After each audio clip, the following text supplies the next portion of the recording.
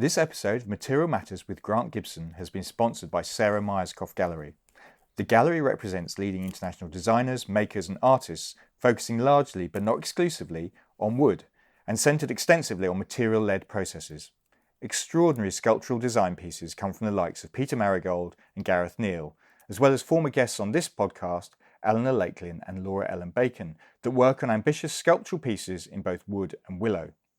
If you'd like to see the work of the gallery's artists this autumn, then visit the PAD Fair in London from the 2nd to the 6th of October, the Salon Fair in New York from the 14th to 18th November, or Marcin Ruszak's solo presentation at Design Miami in December. Meanwhile, Crop, the gallery's new exhibition taking place in its Barnes headquarters, opens on the 26th October, so get those dates in your diary. For more details on the shows and artists, go to www.sarahmyerscough.com.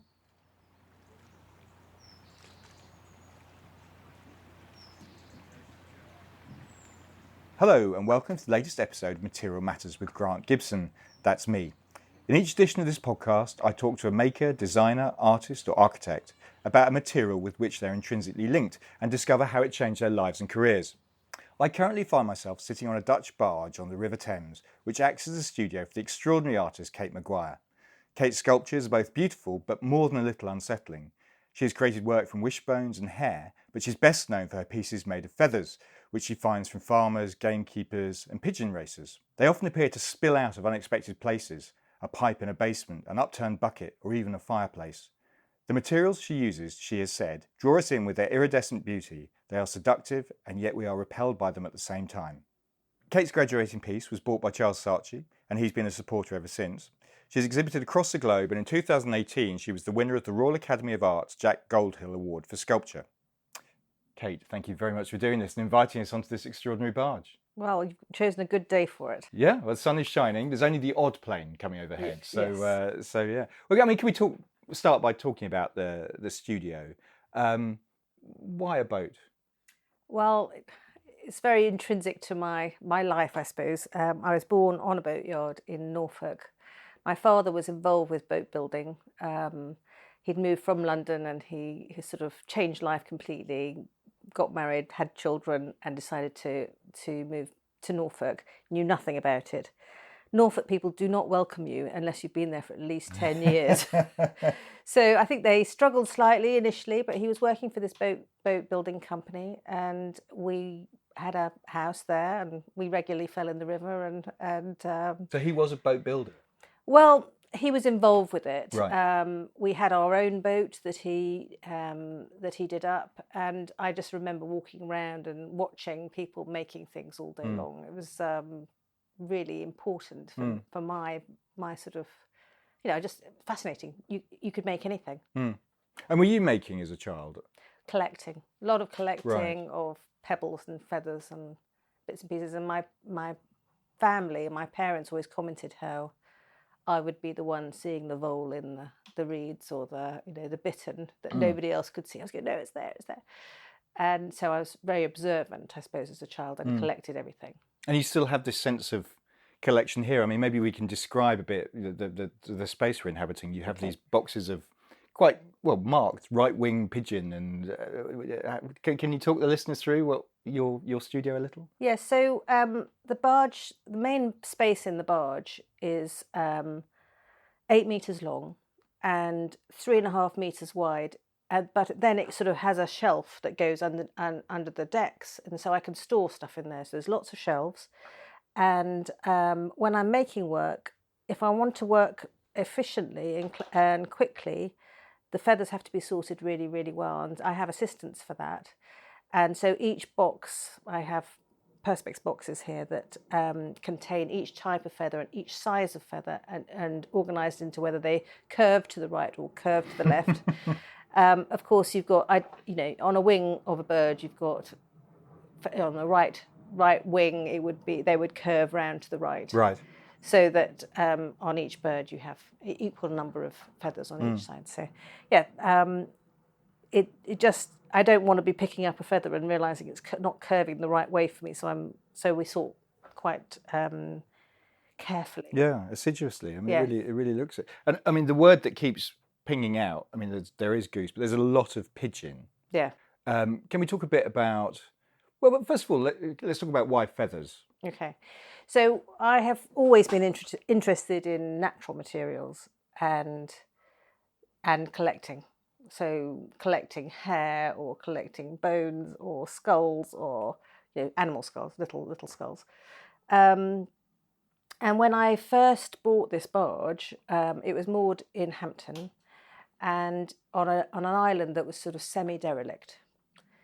There was industrial working units. In fact, it reminded me really of where I was brought up, because you've got people making things. You've got wood turner, you've got a guy who decommissions guns, you've got boat builders. You've got So is that why you chose it? Yes, yeah. It was just this brilliant sort of space. If I wanted to have, if I needed to have an armature made, there was a guy that could make it in 2 units away, and it was this great community.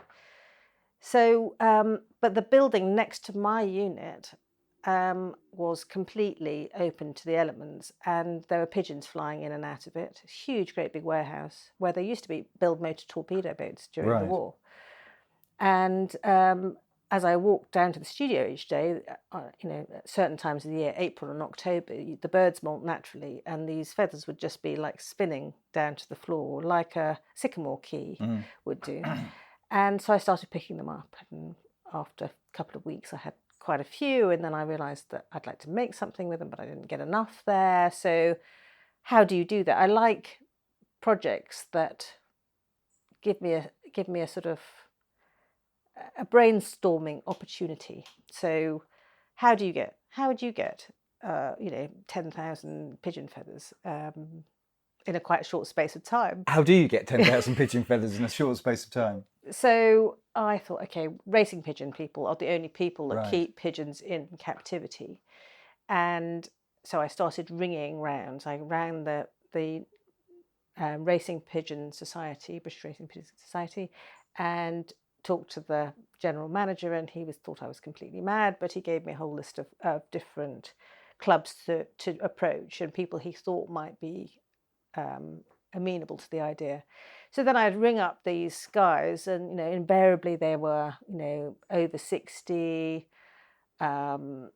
working class, didn't really, probably had never been to London sort of people.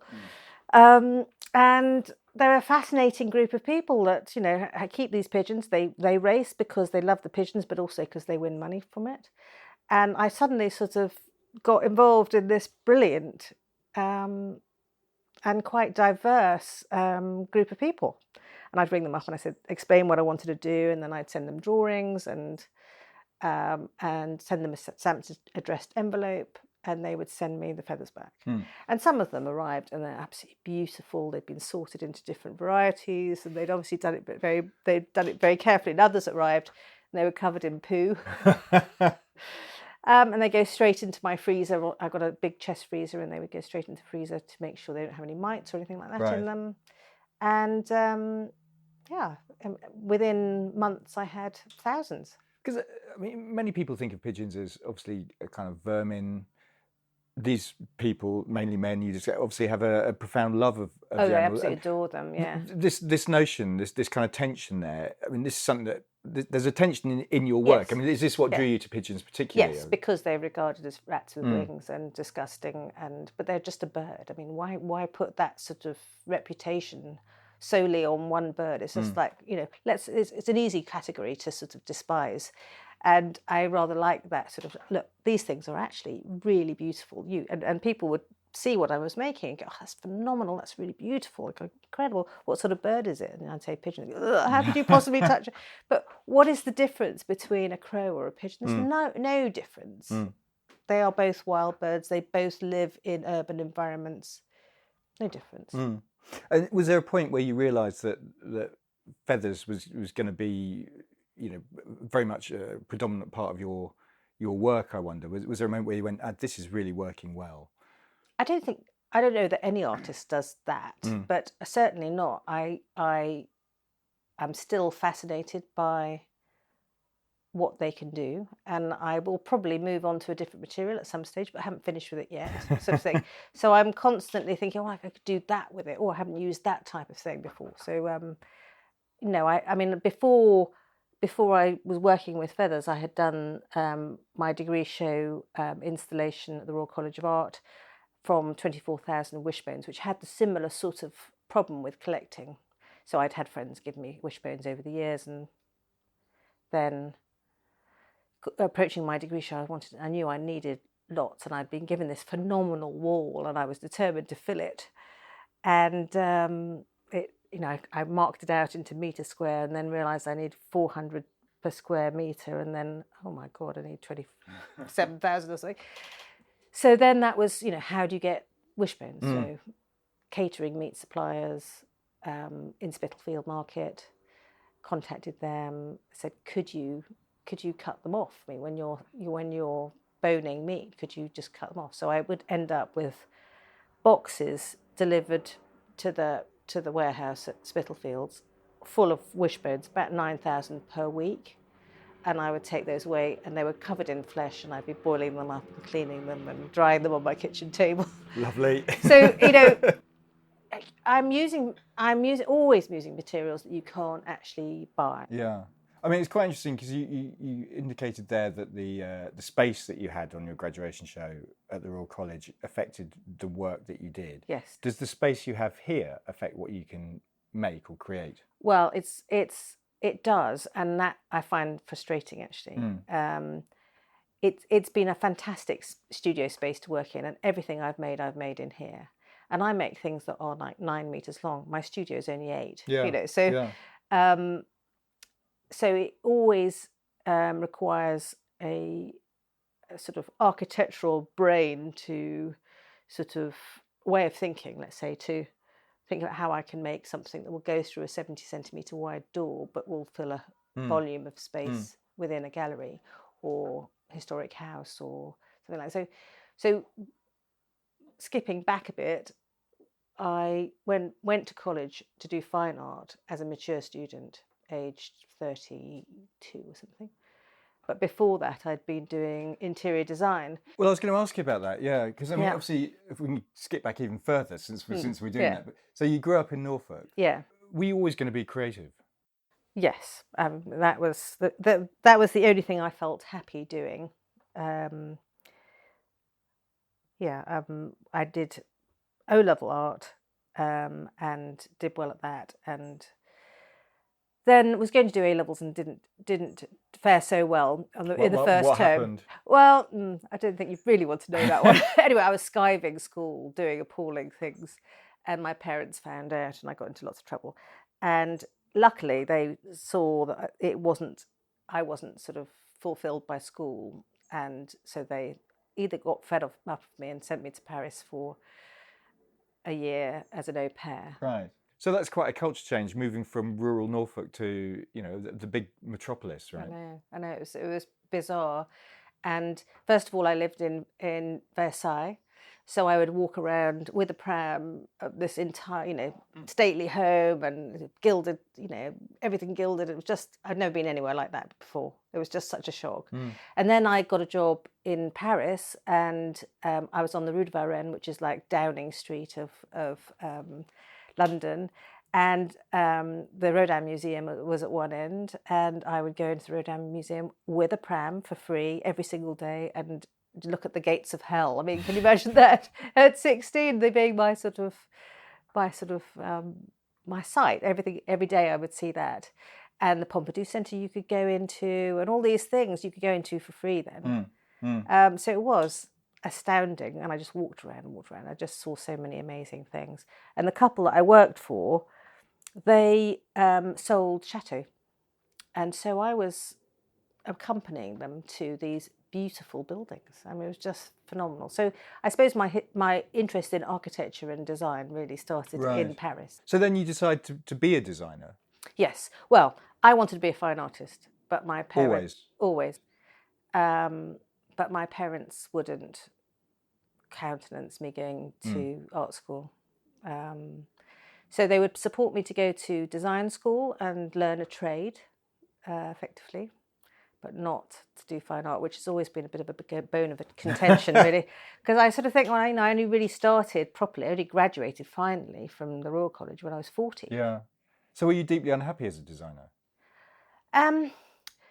I liked the design aspect of it, but of course that's not it, is it? It's the business side of it, it's the meetings, it's the money, I mean, you have an element of that, of course, as an artist, you have to deal with all of it.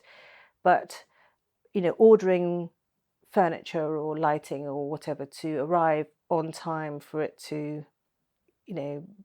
not delay a project and to coordinate all of those things is not great for somebody that's dyslexic. Yeah. So I struggled with that, and I would get, I would be working on small-ish projects, doing it myself. So I was, I maybe had 2 staff at the time, but the buck would stop with me, and you'd get penalised if a sofa didn't arrive on time. That's and then they'd use that as a reason not to pay you your full amount of money. So I found it deeply frustrating. And not very fulfilling. I mean, it's 5% design and the rest is organisation. Yeah. So that's not really. Yeah. I mean, you talked about being dyslexic, and this is something that's come up in this podcast before. Yeah. But I'm wondering is that why you found school difficult? Yeah, and it wasn't picked up then. I mean, believe it or not, my mum is a primary school teacher, and she literally thinks that people don't have dyslexia. There is just a way of classifying thick people, and she still thinks that to this day. And so I went to the Royal College at 38, and on the first day they said, if you have problems with finding rooms at the right room, or the right time, or writing notes in lectures, or writing essays, or losing your keys, come and see us. The dyslexia person. And she tested me, and I scored 98% in non-verbal reasoning and 2% in verbal. Right. And that's the first time you knew at the age first of 38? Time at 38. Wow. And all the time before that, I had avoided writing because I felt I was incapable of it. So it was I was really happy in a way that there was a reason for that. I've spoken to numerous people over the years, because there is a high proportion of designers and artists who are dyslexic, and the thing that comes up time and time again is that they kind of see the world in a different way. Is that something that you feel, that you can see things that maybe other people can't? I think that becomes evident by what they say rather than what you know, because this is how I live my life and how I see my life. But is other people saying, well, I wouldn't have noticed that, or I wouldn't have seen it that way, which is fascinating, isn't it? And if it can be thought of as being a plus, not a negative, I think that's great. And that was the beginning of my sort of feeling good about myself, actually, when I went to the Royal College. That's interesting. So I thrived there. Because you've been to Farnham before. Yes. And was there a moment when you were a trigger that you just said, I'm a designer, it's not making me happy, I need to go and do what makes me happy? Well, I did my interior design degree, and I'd worked until I was about, I suppose, 28, 29, non-stop with that. And then I had my first son, and I was carrying on doing projects, going up to Manchester doing that. That was sort of tricky, trying to time things, because building sites, you're meant to be there at 8 o'clock in the morning. When you've got kids, it's difficult.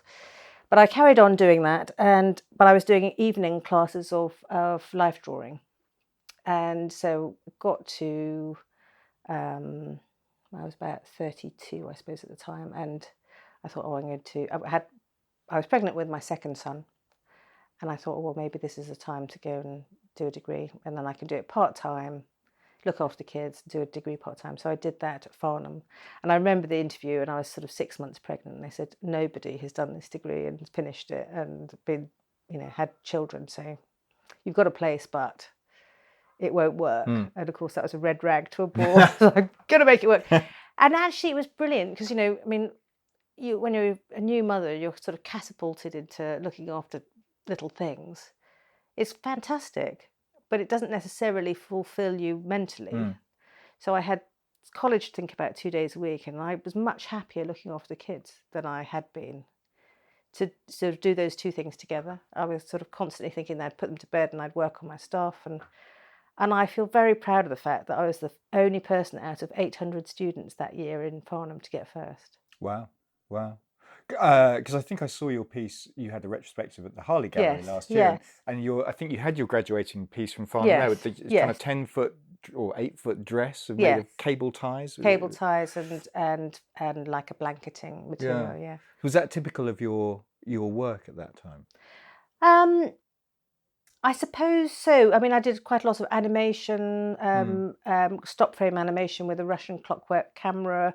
Everything was fleshy and bristling, and slightly angry, and I loved it. I loved that period of time. It was fantastic to experiment. I mean, it's quite interesting because there is this. I mean, we talked about it in the introduction.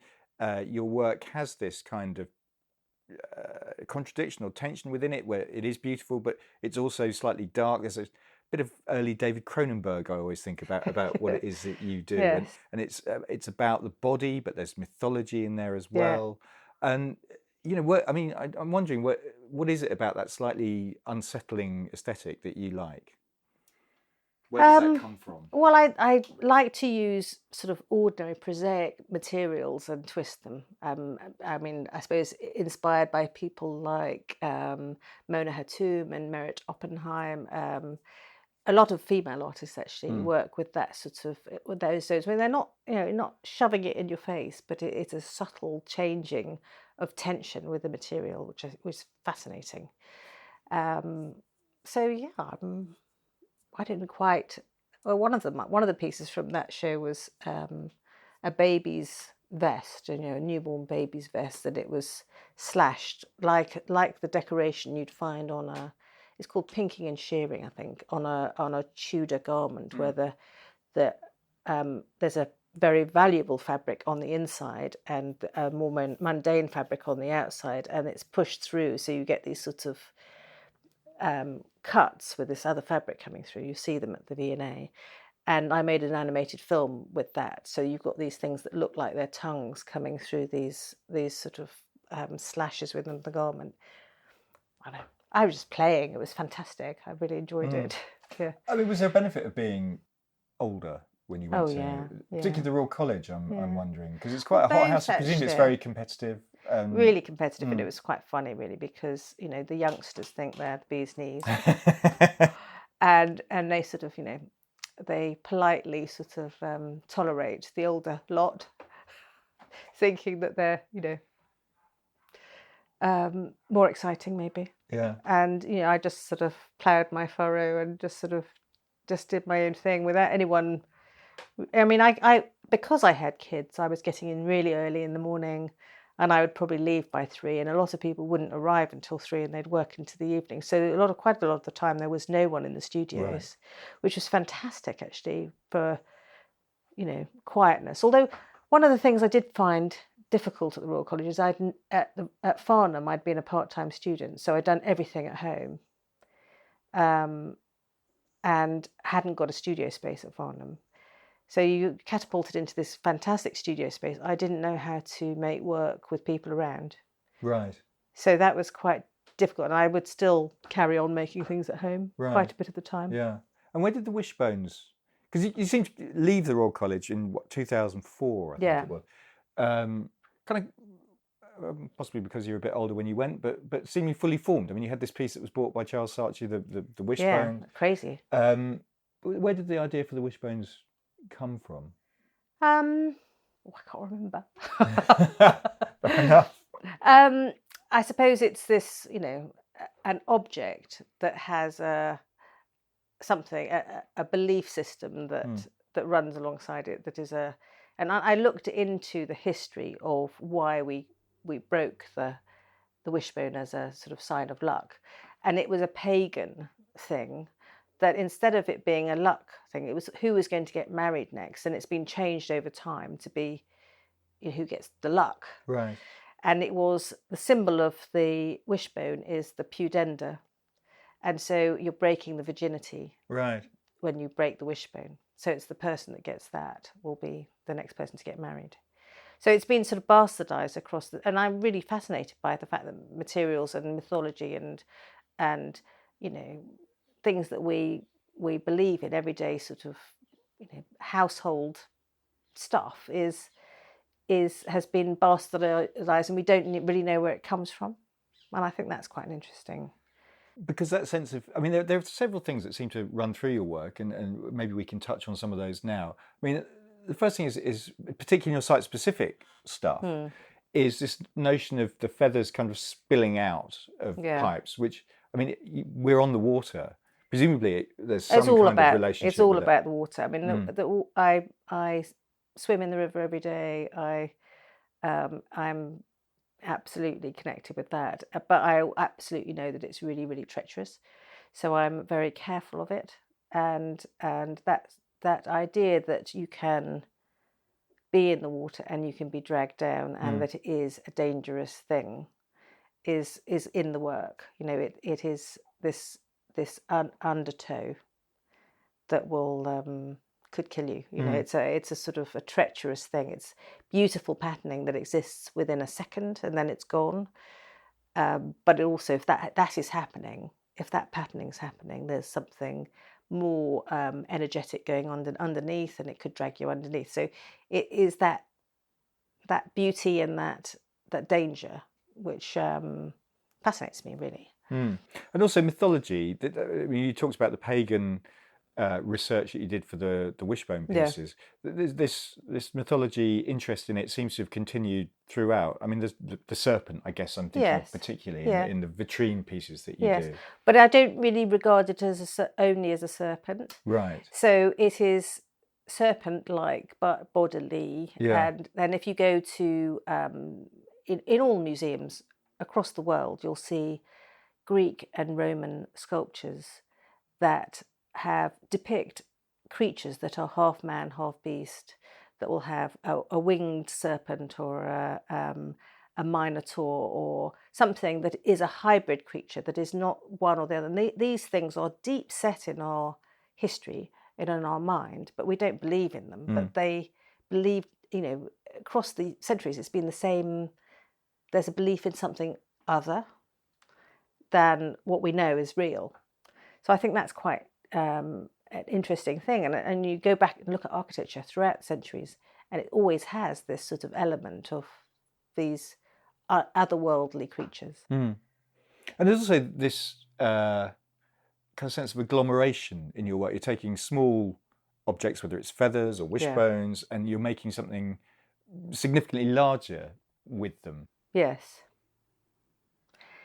That is the sort of, it's mixed up. I don't think there's any one reason for doing that. So,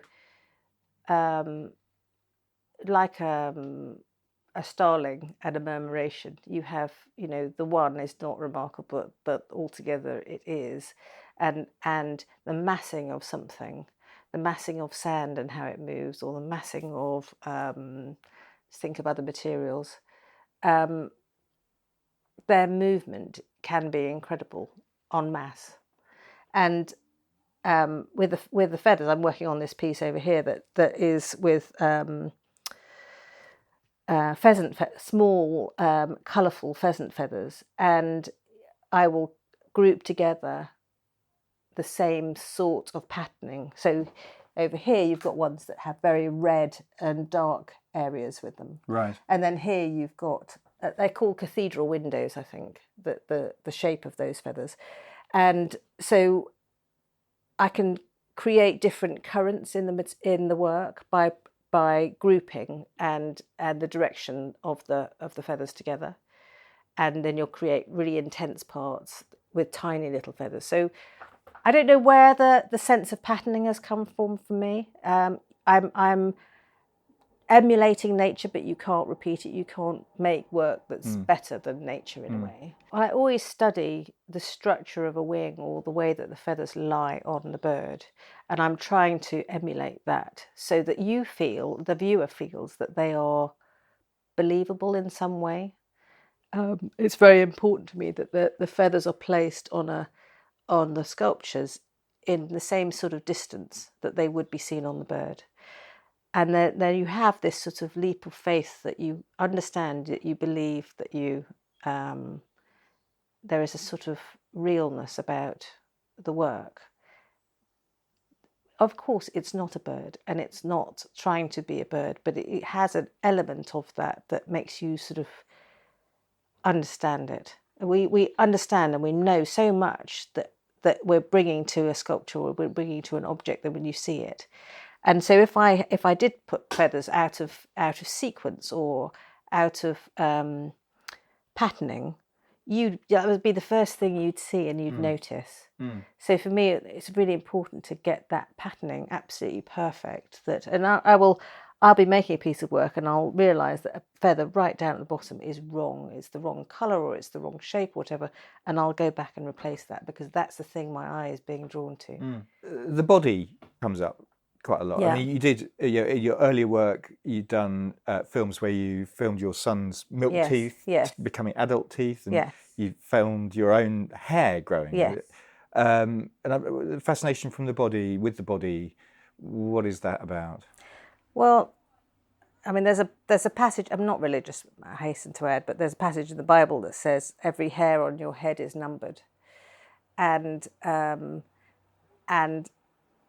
every hair follicle is exactly the same distance apart in each head, and when you look at hair spirals, they're just absolutely fascinating, the patterns. And I remember talking to this primary school teacher who said on the first day of each year, she would go around the heads of the children and see who's got a double crown, and she knew that they would be trouble.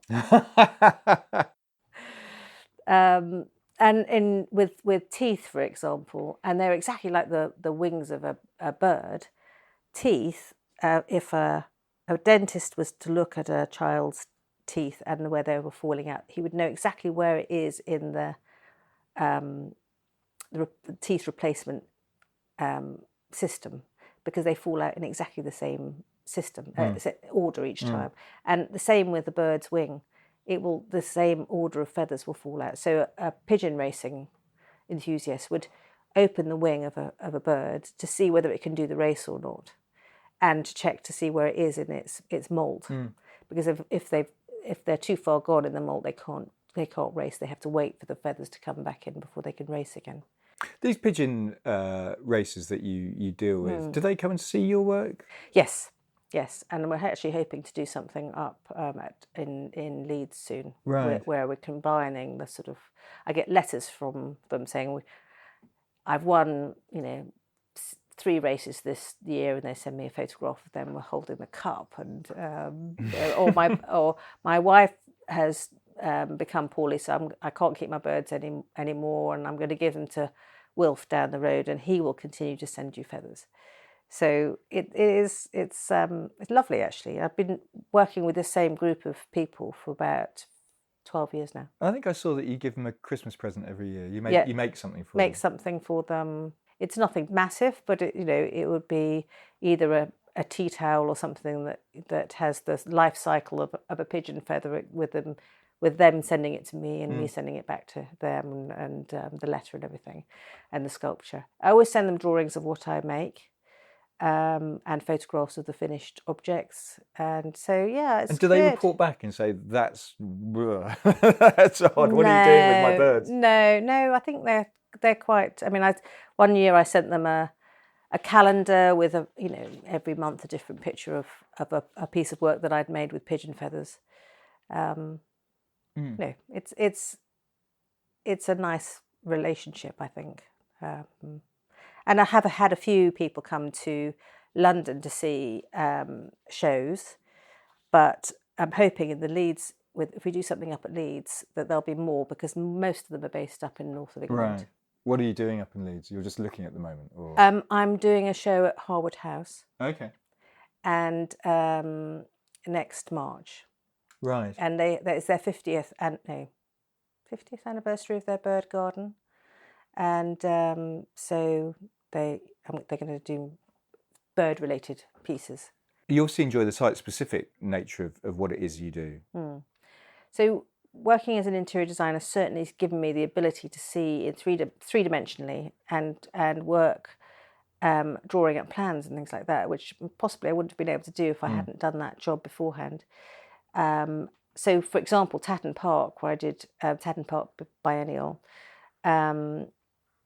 I only had 3 days to install, so I had to make everything in the studio here and then take it up. So we made a replica of a sort of range, big cooking range, in the kitchens of Tatton Park, on the bank here, and then I carved everything to fit that replica, and then slotted it into the replica, the original oven there, and everything fitted.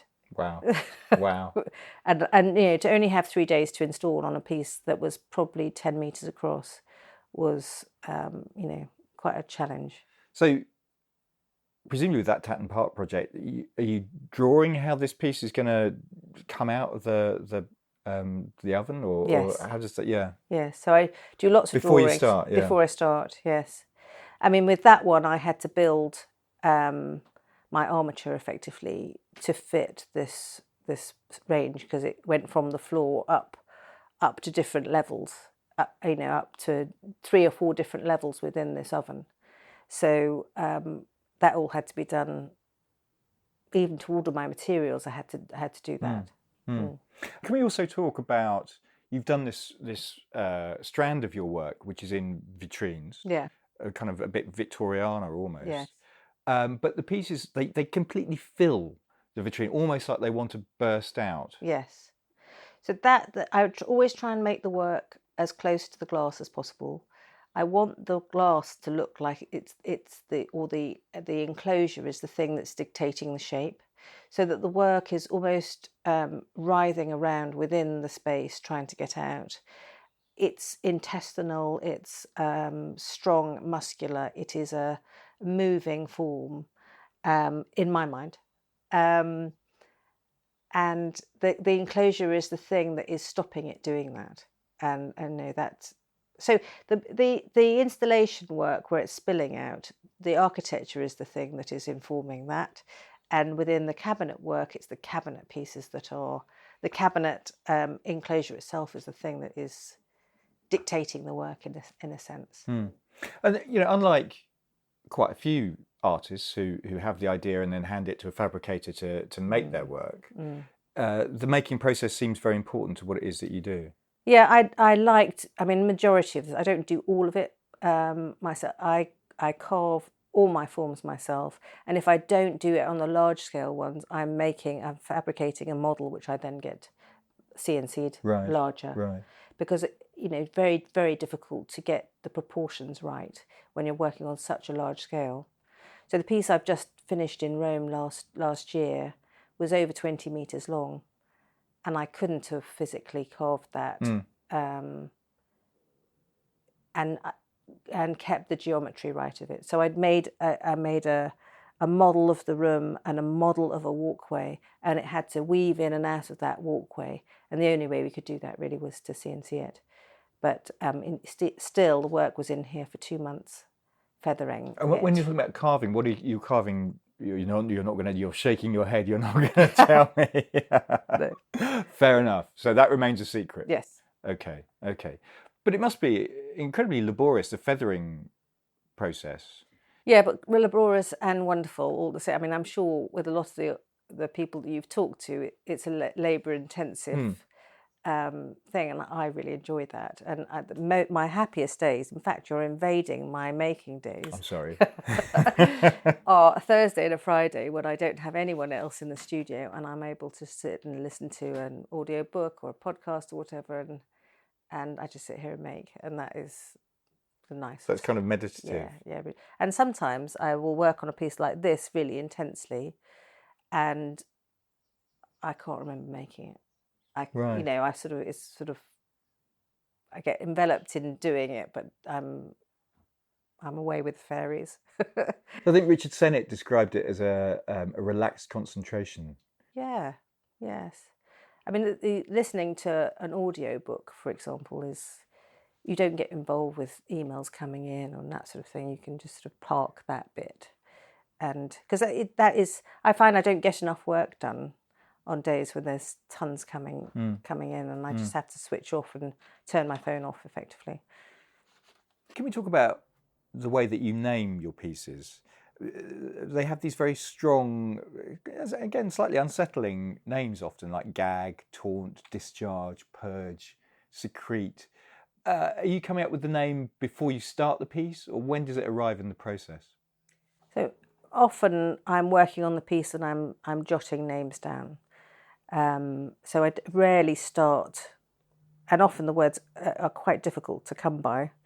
I try and choose words that are bodily but also have more than one meaning. So, for example, with my wishbone piece, brood, you've got the collective term for looking after a bird. The collective, the chicks, is a brood. If you think about things, you brood on them. So there's, and it's often a dark. If you're brooding, it's a dark feeling, isn't it? It's not a happy thing. And then,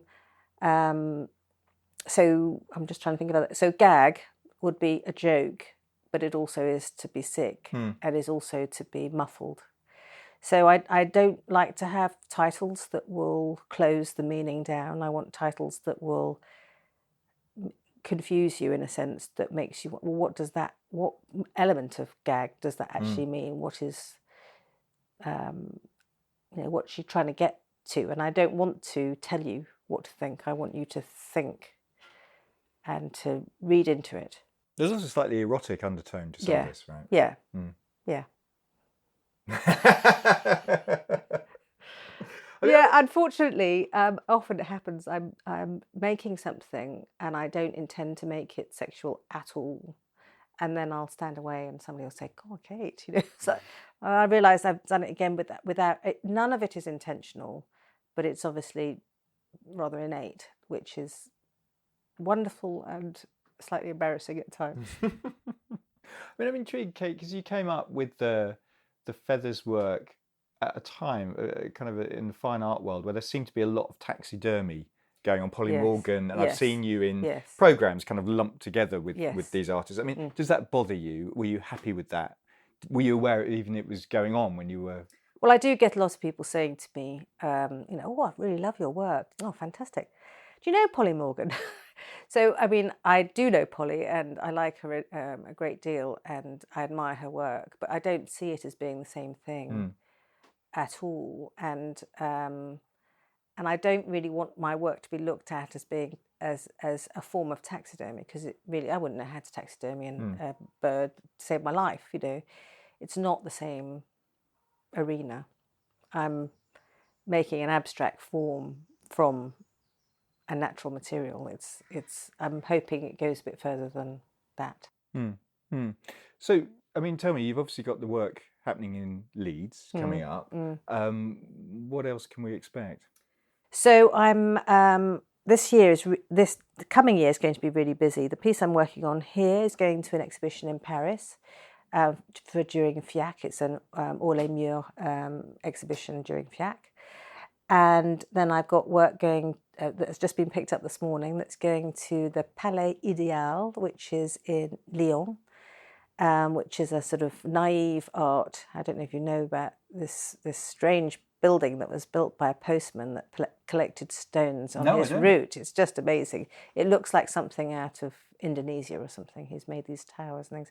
So a piece of work's gone off to that, and that's going to be shown with Rebecca Horn's work. Okay. Is it just coincidence that they're both in France? Yes. Okay. Yes.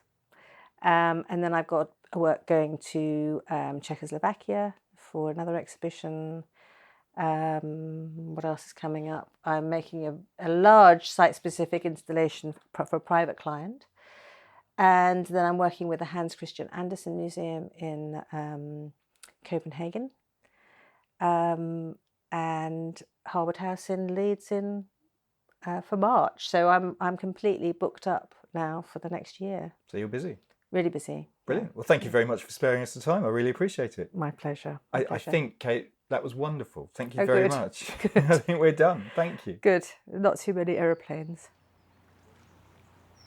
And to learn more about Kate MccGwire's work, go to katemaguire.com. There are images from the interviews as well as little films and other things on my Instagram page, Grant on Design. If you've enjoyed listening and want to see this podcast flourish, then please rate and review on Apple Podcasts or wherever you're listening to this from, and go to my Patreon page and make a pledge. You can find that at patreon.com/material matters. You'll be helping to take the message of the importance of materials, skill, craft and design to a whole new audience. And finally, thank you so much to this episode's sponsor, Sarah Meyerskopf Gallery. Do check out her new space in Barnes. It's full of wonderful work from some brilliant designers, makers and artists. Visiting is a genuine joy. And go see the gallery at Pad Fair in London and Salon Fair in New York. For more information, go to www.sarahmeyerskopf.com. Thanks very much for listening.